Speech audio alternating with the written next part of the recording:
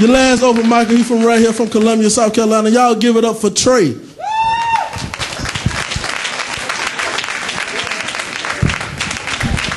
2010, yeah.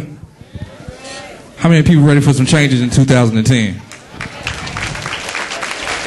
First thing I want to change is these black down low brothers. Like, we don't get that from white people. Like, y'all see the white boy from American Idol? He gonna come out, first performance. Got a dude on his knees on his stage, acting like he gonna Becky. Came out. Y'all think Lil Wayne gonna come out? Now, y'all want to argue about Lil Wayne, but he the first dude to wear skinny jeans before they even made them in men's sizes. Kissing a man that ain't his daddy, calling him daddy. And what grown man you know call himself baby? And ain't neither one of them dead, but they got tattoos on each other's chest. And there's 3 dudes on the song, and they talking about, I'm going in.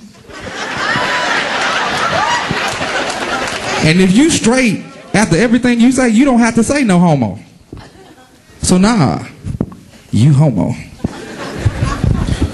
But still, it's 2010, you can pick up the clues now. Like if you wear skinny jeans, I'm not saying that every man who wears skinny jeans is gay. But skinny jeans do make you look like you get on your knees and get blows to the face. And dudes don't text each other. Not more than 5 times. And if I text you, it's gonna be like, hey dude, where the hoes at? I'm with it. That's the conversation. Don't text me talking about, what you doing? What you wearing? Send me a pic. No homo. Nah, homo. And don't ask me to go to Red Lobster with you. I got about 5 dude friends and I have never seen them eat a day in my life. Even if we was going to McDonald's. If you ain't got no money, I'm gonna let you borrow $2. You pay for your McDouble and your fries. I don't even want these people in the restaurant to see me pay for you. But in 2010, we need to stop picking on our celebrities, man. Like Cat Williams. Got the gun at Walmart. I don't blame Cat Williams. I be wanting to shoot somebody my damn self in Walmart.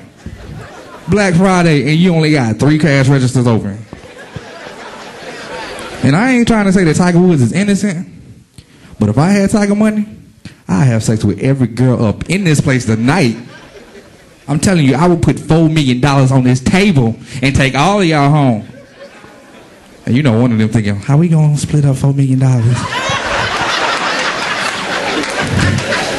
But for real, like the one person that we messed up in 09 was Chris Brown, y'all. And like everybody's talking about what happened in that Lamborghini. But listen to the radio, when they do the mixes, you hear a Chris Brown song and a Rihanna song, you could just imagine what it is in the Lamborghini. Like it happened before, so you know Rihanna just wasn't ready because it was never the right time to say goodbye. But Chris Brown was driving. He saw her, she had a phone. He was like, yo, give me that. And she was like, nah, I see another chick in your phone. You being unfaithful. He was like, well, look, let's just talk about this. He could turn off the radio. She said, nah, shut up and drive. Please don't stop the music. So he was like, oh, so you so hard. She was like, yeah, yeah, yeah. That's when it was on and popping. They was going from wall to wall. He had her in a headlock. She was like, SOS. It got so bad, y'all, the only way she left the Lambo was if she crawled. And after it was over, Chris Brown got out that car and started running it. But the thing is, Chris Brown lost a lot of money in that. Like he had to deal with Fruit of the Loom. He was selling wife beaters. And y'all didn't know he had a food deal with Lil Debbie. Chris Brown's brownies. So good it make you want to slap Rihanna. I mean your mama. But for real though, all jokes aside, Chris is a talented brother. Not only can he dance, not only can he sing, but that Lamborghini was a stick shift, y'all. It's taking one hell of a talent to fight a girl and use a stick shift.